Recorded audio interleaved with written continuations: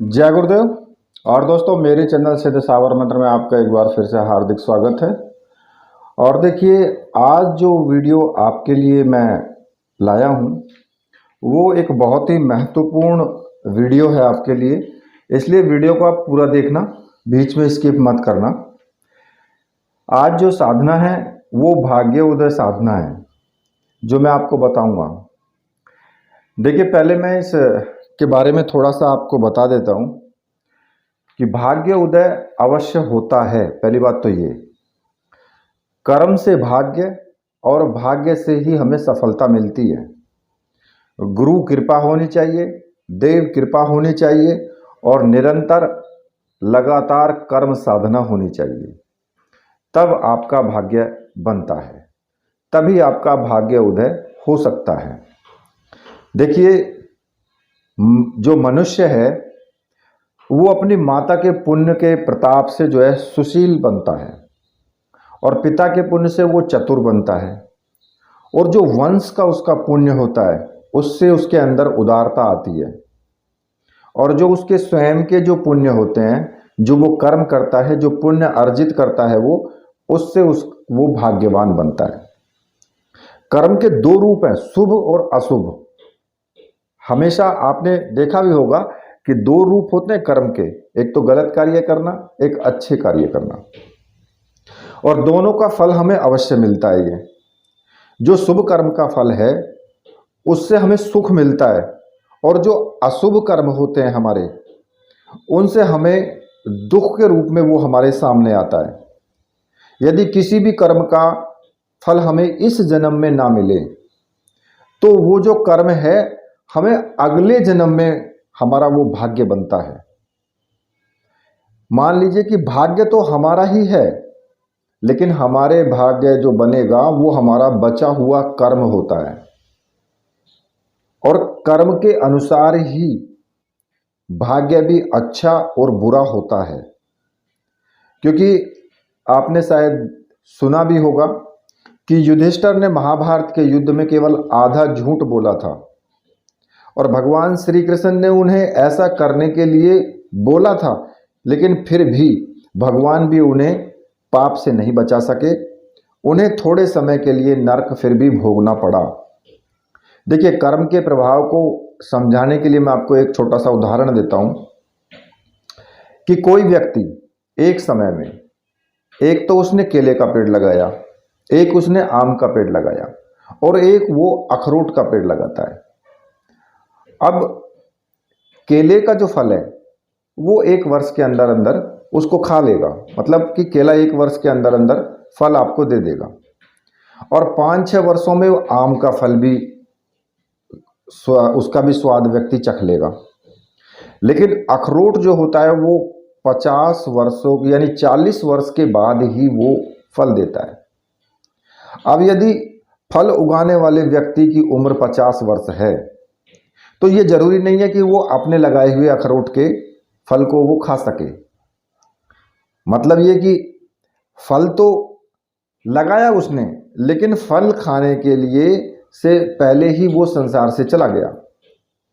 यानी उसने कर्म तो किया, किंतु उसका जो फल है उसे जीवन में उसको प्राप्त नहीं हुआ, और वही कर्म उसका संचित कर्म, यानी कि उसका जो संजोया हुआ कर्म होता है वो कहलाता है। अब समय के अनुसार जो है, जो संचित कर्म होते हैं वो परमात्मा कुछ कर्मों का फल हमें भोगने के लिए देते हैं, पर जिस पर कर्म पर हमारा कोई वश नहीं होता, जिस पर हमारा कोई भी वश नहीं होता, उसे ही हम प्रारब्ध कहते हैं, भाग्य कहते हैं, किस्मत कहते हैं, या किस्मत का लिखा हुआ समझ लीजिए। उसे बहुत से नामों से पुकारा जाता है। अब लोगों के जीवन में जब दुख आता है तो लोग कहते हैं कि परमात्मा ने हमारे भाग्य में दुख ही दुख लिखे हैं, लेकिन अगर उनका ठीक प्रकार से उनको देखा जाए तो उनसे एक बात जो है वो स्पष्ट होती है कि परमात्मा कभी भी किसी को ना तो सुख देते हैं और ना ही दुख देते हैं।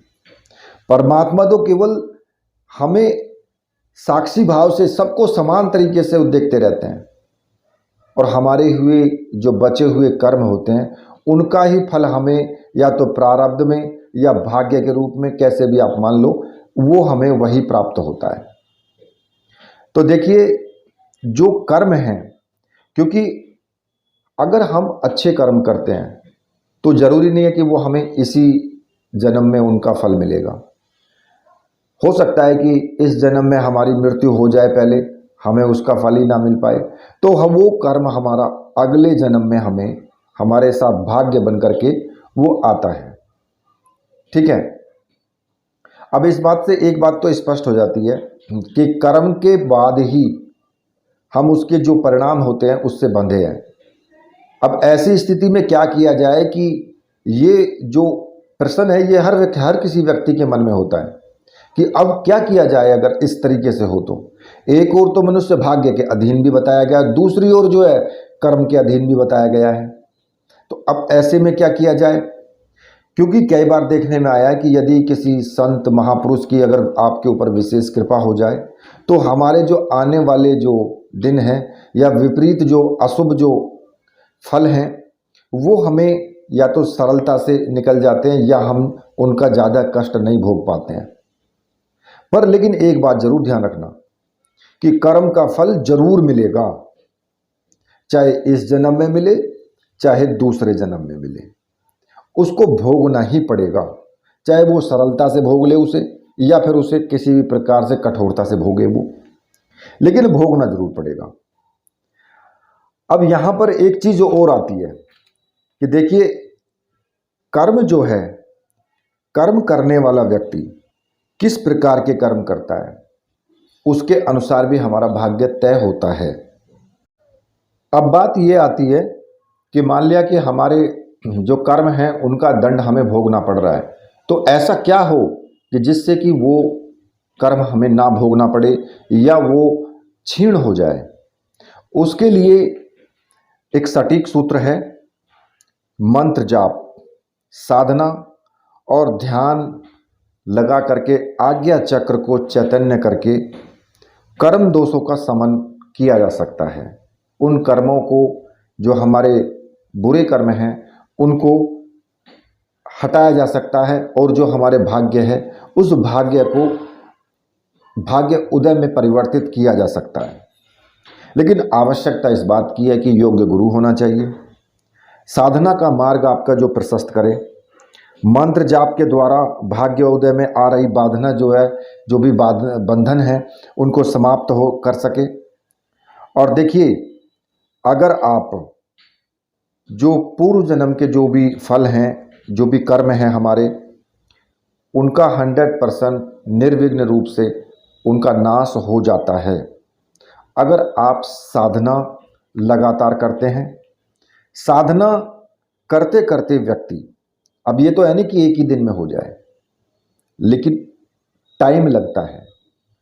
आप जो भगवान की भक्ति करते हैं, किसी भी मंत्र का आप जाप करें तो उससे क्या होगा कि आपके अंदर जो कुंडलिनी शक्ति है वो जागृत होगी, आपका आज्ञा चक्र जो है वो आज्ञा चक्र ओपन हो जाएगा और जब वो ओपन होगा तो हमारे जो पूर्व जन्म के जो संचित कर्म हैं वो भस्म हो जाते हैं।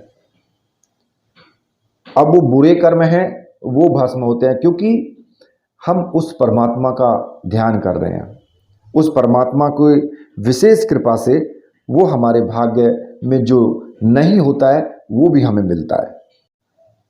अब देखिए बहुत से लोग कहते हैं कि जी मेरे साथ में बहुत बुरा हो रहा है, मेरे साथ में अब ना मैं घर में परेशान हूँ या मुझे बहुत पीड़ा हो रही है, या मतलब कि उसको जो वो फल भोग रहा है वो उसके खुद के किए हुए ही कर्म हैं, उसके खुद के द्वारा ही बोए हुए वो बीज हैं जिनका उसको फल भोगना पड़ता है। हो सकता है कि वो पिछले जन्म के हों जिनका उसे पिछले जन्म में फल नहीं मिल पाया, तो अब इस जन्म में उसको फल मिल रहा है।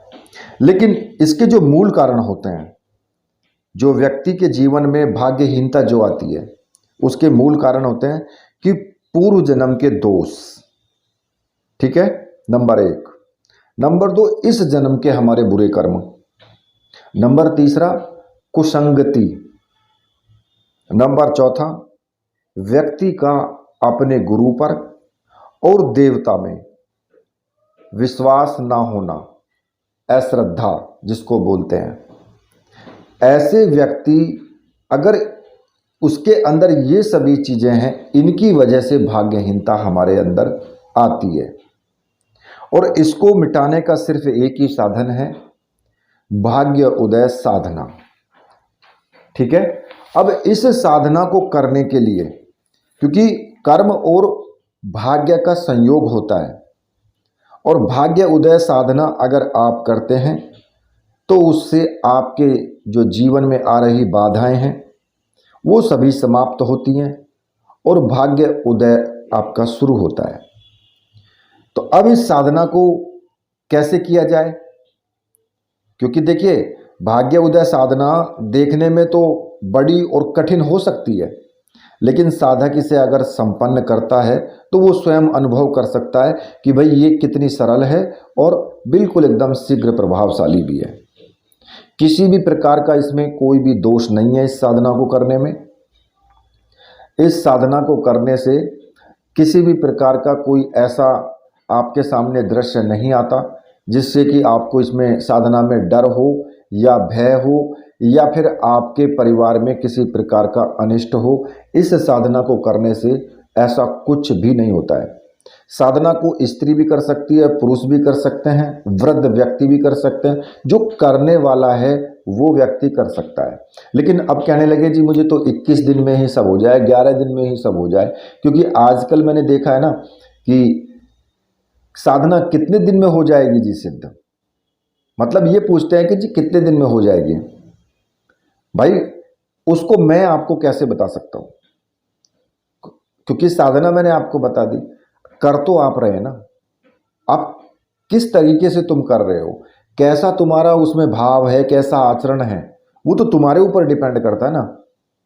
अब मैं तुमसे कह दूं कि जी तुम्हारी 21 दिन में साधना सिद्ध हो जाएगी, और तुम जो है साधना तो कर रहे हो, मंत्र जाप भी कर रहे हो, ध्यान तुम्हारा लग ही नहीं रहा, आचरण तुम्हारे गंदे हैं, साधना करते करते ऊल जलूल विचार आ रहे हैं, तो 21 दिन में साधना कैसे सिद्ध हो जाएगी?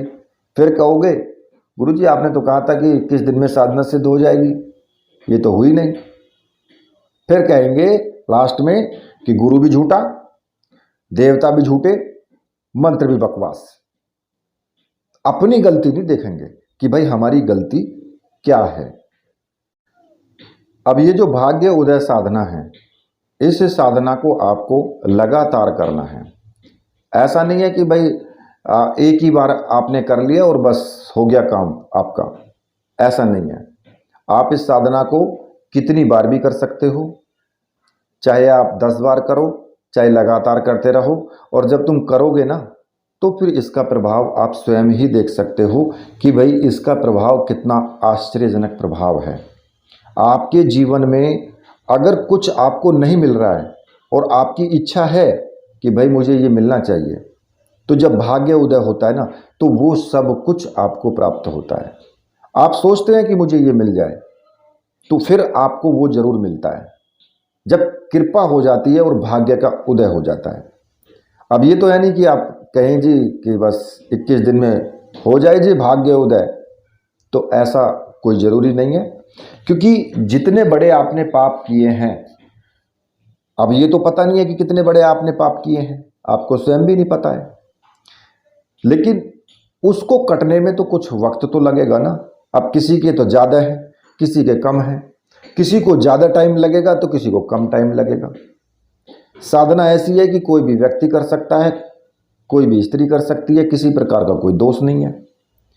और इस साधना को करने के लिए जो आपको मुख्य रूप से सामग्री की आवश्यकता होगी, मंत्र सिद्ध प्राण प्रतिष्ठा युक्त भाग्य उदय यंत्र जो कि ताम्र पत्र पर अंकित होगा, और एक स्फटिक की माला जो कि मंत्र सिद्ध प्राण प्रतिष्ठा युक्त होगी। ये 2 सामग्रियों की आपको आवश्यकता होगी साधना में। और अगर आपको ऐसी सामग्री चाहिए तो आप मुझे व्हाट्सअप कर सकते हैं, मैंने व्हाट्सअप नंबर दिया हुआ है वीडियो में, आप वहां से मुझे व्हाट्सअप करके और सामग्री आप प्राप्त कर सकते हैं। सामग्री आप बेहिचक करके ऑर्डर कर सकते हैं, सामग्री आपको 100% मिलेगी ही मिलेगी। अब इस साधना को करने के लिए आपको कौन सा दिन ऐसा होना चाहिए कि जो आप साधना कर रहे हैं? देखिए, इस साधना को आप किसी भी पूर्णिमा को शुरू कर सकते हैं। यानी कि जेठ की पूर्णिमा को भी शुरू कर सकते हैं जो 4 जून को है। एकादशी को भी शुरू कर सकते हैं जो कि हरियाली एकादशी है 29 जून को। तो आप इस साधना को इन दिनों में भी सिद्ध कर सकते हैं, या फिर किसी भी एकादशी से शुरू करें, किसी भी पूर्णिमा से शुरू कर सकते हैं, या फिर किसी भी शुभ मुहूर्त में आप इस साधना को शुरू कर सकते हैं। ऐसा नहीं है कि एकादशी से या पूर्णिमा से ही करोगे, कोई भी शुभ मुहूर्त हो जो आपको अच्छा लगे उससे आप इसको शुरू कर सकते हैं। और जैसे कि दीपावली हो गया, होली हो गया, शिवरात्रि हो गया, ये इन दिनों में भी शुरू की जा सकती है। नवरात्रि हो गया, इनमें भी कर सकते हो, ठीक है। और इस साधना को या तो सुबह के टाइम करो या रात्रि में करो, किसी भी समय कर सकते हो। ऐसा जरूरी नहीं है कि रात्रि में करेंगे, प्रातःकाल भी कर सकते हो। प्रातःकाल 4 बजे से शुरू कर सकते हो, 6 बजे से शुरू कर सकते हो, 5 बजे से शुरू कर सकते हो। लेकिन जिस दिन पहले दिन साधना जिस टाइम शुरू करो उसी टाइम से आप प्रतिदिन करो, ठीक है। अब मान लिया कि आप 21 दिन की साधना कर रहे हैं या 11 दिन की कर रहे हैं, तो आप 21 दिन साधना करके थोड़ा ब्रेक करें, फिर उसके बाद दोबारा से कर लें। उसी सामग्री से आप कितनी बार भी साधना कर सकते हो, ठीक है। अब इस साधना को करने के लिए एक तो आपको आसन की आवश्यकता होगी, एक सामने एक लकड़ी की जो चौकी होती है वो जरूरी है। अपने पूजा घर में भी कर सकते हो इस साधना को, एकांत कक्ष में भी कर सकते हो, घर पर ही करना है आपको, कहीं दूसरी जगह आपको नहीं जाना है, ठीक है। सफ़ेद रंग का वस्त्र हो जो चौकी पर आपको बिछाना है, और पूर्व दिशा की तरफ मुख करके आप बैठेंगे, ठीक है। और सफ़ेद रंग के ही आप कपड़े पहने, चाहे धोती कुर्ता पहने, कुर्ता पाजामा पहने, धोती धोती बांधे, जो भी आप बांध सकते हैं। अब स्त्रियां हैं, स्त्रियां लाल रंग की साड़ी बांध सकती हैं। इसमें ऐसा नहीं है कि आप सिले हुए वस्त्र नहीं पहन सकते, पहन सकते हो, ठीक है। अब इसमें एक आपको घी का दीपक लगाना है, अगरबत्ती धूप बत्ती जो भी आपके पास है वो आप इसमें लगा सकते हो। पुष्प पूजन के लिए रख सकते हो, चावल ले सकते हो, घी का एक बड़ा सा दीपक ले ले, जब तक साधना आपकी चलती रहे, जब तब तक घी का दीपक उसमें जलता रहे, ठीक है। अगरबत्ती अगर किसी को सूट नहीं करती है, बहुत से व्यक्ति ऐसे होते हैं जिनको एलर्जी हो जाती है, तो ज़रूरी नहीं है कि अगरबत्ती फिर जलाएं। अगरबत्ती धूप इसमें जलाने की कोई आवश्यकता नहीं है, अगर ना भी जलाएं तो कोई दिक्कत नहीं है, ठीक है। अब इसमें आपको पूर्व दिशा की तरफ स्नान आदि करके और कपड़े स्वच्छ वस्त्र धारण करके आपको बैठ जाना है। सामने जो लकड़ी की चौकी है उस पर आप सफ़ेद रंग का वस्त्र बिछा के घी का दीपक लगा लें, और सामने अपने गुरु की प्रतिमा रख लें, जो भी आपके गुरु हैं, चाहे भगवान शिव गुरु हैं या डॉक्टर नारायण दत्त श्रीमाली जी गुरु हैं, जो भी आपके गुरु हैं उनकी तस्वीर रख लें। भगवान गणेश की भी तस्वीर हो सकती है पूजा घर में तो उनकी भी रखें, देवी की तस्वीर है तो वो भी रख लें, शिव की तस्वीर है वो भी रखें, भगवान विष्णु की है तो वो भी रखें, कोई दिक्कत नहीं है इसमें, कितनी भी तस्वीर आप रख सकते हो। पूजन करना आपकी इच्छा के ऊपर डिपेंड करता है कि आप कितनी पूजा कर सकते हो, किस किस की पूजा कर सकते हो। और पूजा जितनी करोगे तो अच्छी बात है, कोई उसमें बुराई तो है नहीं। तो अब आपको क्या करना होगा कि सामने किसी भी पात्र में आप जो भाग्य उदय यंत्र है उसको धो करके कपड़े से, साफ कपड़े से पोंछ करके उसको उसमें स्थापित कर दें, और साथ में ही जो पुष्प वगैरह जो भी आपके पास में सामग्री है उसको लेकर के आप बैठें। सबसे पहले आपको पवित्रीकरण कर दें, पुष्प से जल छिड़कते हुए ओम अपवित्र पवित्र स्वस्थांगतो यह समृत पुंडिकाक्षम स भावंत्र सूची है, इस मंत्र को बोलते हुए पवित्रीकरण करें। और उसके बाद थोड़े चावल ले लें, और चावल अपने उल्टे हाथ में लेकर के सीधे हाथ से सभी दिशाओं में चावल फेंकते हुए आपको मंत्र बोलना है। ओम असर्पंतु ये भूता है भूमि संसिता, ये भूता है विघ्न कर्तास्ते नश्यंतु शिवाज्ञा, अपक्रमणांतु भूतानि पिशाच सर्वतो दिशम सर्वेशम विरोधेन पूजा कर्म समारंभे। इसको बोल करके एक रक्षा विधान करें चारों तरफ, क्योंकि कोई भी साधना करो उसमें रक्षा विधान जरूर आपको करना चाहिए, ये वाला तो जरूर करना चाहिए, ठीक है। और सबसे पहले आपको जो है अपने गुरु का पूजन करना है। अब गुरु जी को टीका लगाएं सिंदूर का, या फिर जो केसर वगैरह आपके पास है जो भी है उसका, पुष्प चढ़ाएं, चावल चढ़ाएं, धूप दीप दिखाएं, और गुरु जी से प्रार्थना करें हाथ जोड़ करके, गुरुदेव मैं ये भाग्योदय साधना करने जा रहा हूँ और इस साधना में मुझे पूर्ण सफलता मिले, आप मुझे आशीर्वाद दीजिए और आज्ञा प्रदान कीजिए। और अपने गुरु मंत्र का एक माला का जाप जरूर करें। गुरु माला जो भी है, रुद्राक्ष की हो, स्फटिक की हो, जो भी है उसी से करें। अब गुरु मंत्र आपका जो भी है उसी का आपको जाप करना है। जिन्होंने डॉक्टर नारायण दत्त श्रीमाली जी को गुरु माना है तो वो ओम परम तत्वाय नारायणाय गुरुभ्यो नमः इस मंत्र का जाप करेंगे। और जिन्होंने भगवान शिव को गुरु माना है तो वो ओम नमः शिवाय इस मंत्र का जाप करेंगे। एक माला का जाप जरूर करें। उसके बाद आप गणेश पूजन भी कर सकते हो, देवी पूजन भी कर सकते हो, यंत्र का पूजन भी आपको करना है। अब जैसे पूजन मैंने आपको बताया है, गुरु पूजन किया है, वैसे ही आप कर लें भाई। उस पर पुष्प चढ़ाएं, चावल चढ़ाएं, धूप दीप दिखाएं, टीका लगाएं, बस हो गया पूजन। ये पंचोपचार छोटा सा पूजन होता है। इसके बाद आपको क्या करना है कि बिल्कुल एकदम शांत चित्त होकर के, और मैं आपको एक क्रम में दे दूंगा, लिख करके दूंगा वीडियो में ही, या तो मैं बोल करके बता रहा हूँ, वैसे लिख करके दूंगा। मंत्र का उच्चारण करते हुए अपने शरीर को आपको स्पर्श करना है सीधे हाथ से, ठीक है। ह्रीम अम नमः सिर पर आपको स्पर्श करना है। ह्रीम आम नमः ललाट पर आपको स्पर्श करना है। ह्रीम इम नमः दाहिने नेत्र पर। ह्रीम ईम नमः इसको बाएं नेत्र पर फिर आपको स्पर्श करना है। ह्रीम ओम नमः दाहिने कान पर। ह्रीम ओम नमः बाएं कान पर।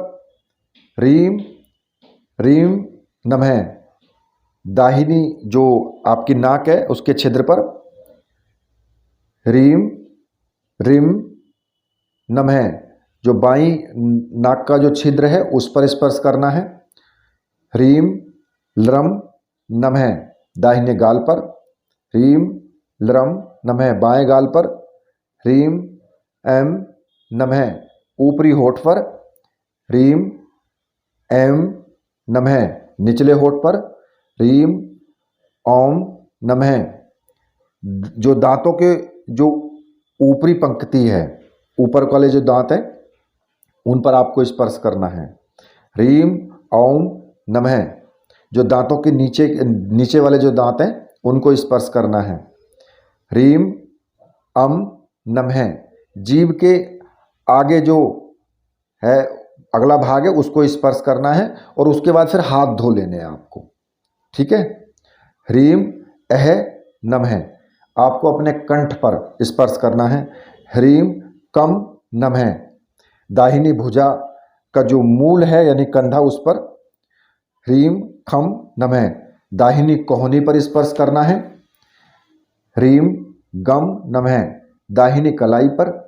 ह्रीम गम नमः दाहिनी उंगलियों के जो मूल यानी जड़ पर, वहां पर स्पर्श करना है। ह्रीम डम नमः दाहिनी उंगलियों के आगे के भाग पर स्पर्श करना है। ह्रीम चम नमः बाईं भुजा के मूल पर यानी कि बाएं कंधे पर।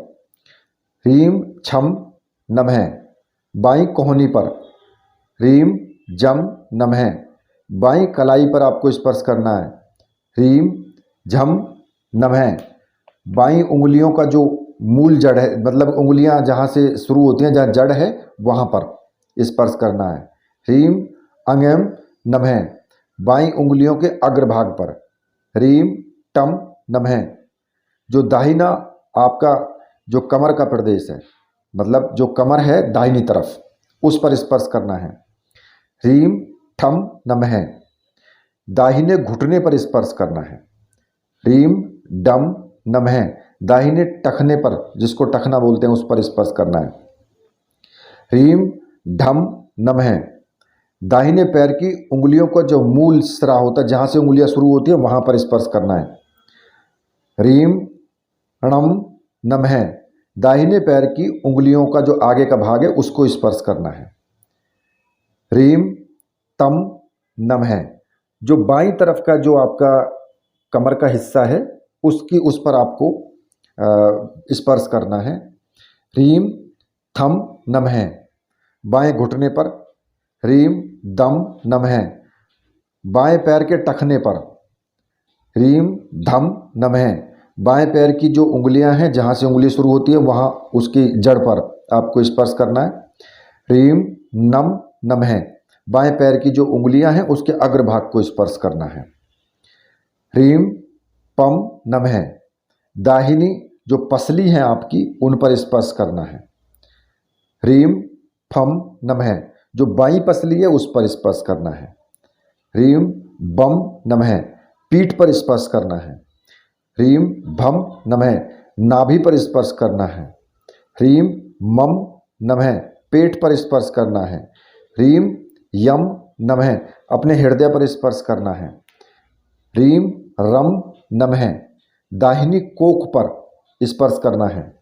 ह्रीम लम नमः, गले के पीछे का जो भाग है उस पर स्पर्श करना है, यानी गर्दन पर जो पीछे की तरफ। ह्रीम वम नमः, बाईं कोख पर आपको स्पर्श करना है। इसके बाद ह्रीम सम नमः, ह्रीम शम नमः, ह्रीम सम नमः, ह्रीम हम नमः, ह्रीम छम नमः। मंत्रों का इसका उच्चारण करते हुए, इन सभी मंत्रों का उच्चारण करते हुए सारे शरीर पर आपको अपना हाथ फेरना है। ठीक है। अब ये जो क्रम है, ये क्रम देखने में आपको एक सजा हुआ सा लगेगा। इसमें अधिक से अधिक आपको 10 मिनट का टाइम लगेगा। 10 मिनट से भी जल्दी ही पूर्ण हो जाएगा ये। ठीक है। और इसमें जो साधक है ना, उसका संपूर्ण शरीर मंत्र में हो जाता है, मतलब कि उसके पूरे शरीर से मंत्रों की ध्वनि निकलती है। अगर आप इस प्रकार का ये जो करते हैं, क्योंकि हमारी जो कोशिकाएं होती हैं उसमें अनगिनत मुख होते हैं, और जब हम इस तरीके से मंत्र को अपने अंदर पचाते हैं, पूरे शरीर से मंत्र में ध्वनि निकले, तो पूरी जितनी भी कोशिकाएं हैं उन मुखों से सबसे मंत्र की ध्वनि निकलती है। तो इस साधना में सफलता आपको जो है कई गुना बढ़ जाती है, मिलने की संभावना होती है उसमें। ठीक है। जब आप इतना कार्य कर लेंगे, इसके बाद आपको क्या करना है? इसके बाद आपको सीधा सीधा मंत्र जाप करना है। ठीक है। पूजन आप कर चुके हैं, यंत्र का भी सब कुछ। इसके बाद मंत्र जाप करना है इस स्फटिक की माला से। अब मंत्र जो आपको जपना है वो मैं आपको बता रहा हूं। ओम क्लीम सर्व सौभाग्यदाय पराशक्त्याय नमः, इस मंत्र का आपको जाप करना है। छोटा सा मंत्र है। अब इसकी चाहे आप 5 माला फेरें, चाहे 11 फेरें, चाहे 21 करें, वो आपके ऊपर डिपेंड करता है कि भाई आप इसकी कितनी माला आप करना चाहते हैं। और मंत्र जाप के बाद कुछ देर तक आप आसन पर विश्राम करें, आसन पर ही बैठे रहें कम से कम 10 मिनट तक। ठीक है। और यदि साधना में आपने कोई उसमें भोग लगाया है, वह तो आपकी इच्छा के ऊपर डिपेंड करता है कि भाई आप क्या भोग लगाएं। जो भी आपने भोग लगाया उसे स्वयं ही खा लें। ठीक है। किसी को आपको नहीं देना है, उसको घर परिवार में किसी को नहीं बांटना है। ठीक है। अब इस साधना को आप चाहे 21 दिन करें, 11 दिन करें, वो आपके ऊपर डिपेंड करता है। चाहे इसकी पुनरावृत्ति कितनी बार भी करें, वो आपके ऊपर डिपेंड करता है।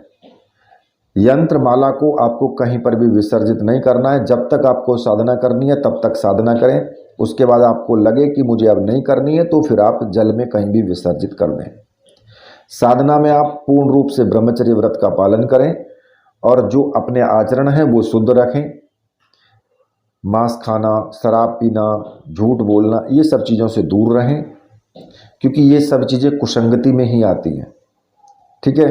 कुसंगति के प्रभाव ही होते हैं ये, तो इसलिए इन सब चीज़ों से दूर रहें। गलत वचन आपको किसी को नहीं बोलना है। जो भी अनुभव हो किसी को नहीं बताना है। साधना करते रहें शांत मन से। अनुभव कैसे भी आए, आपका बिगड़ेगा कुछ नहीं। 100% आपको इस साधना करने से आपका सौभाग्य अवश्य ही जागृत होगा। आपका जो दुर्भाग्य है उसका नाश होगा ही होगा। ये तीव्र भाग्योदय सफल साधना है और सौभाग्य साधना है ये। ठीक है। तो ये साधना आप जरूर करें। बताना मेरा फर्ज है, करना आपका काम है। इसी के साथ मैं वीडियो को यहीं पर समाप्त करता हूँ। मेरे साथ बोलिए वीर बजरंगबली हनुमान जी महाराज की जय। बोलिए मेरे परमहंस गुरुदेव की जय।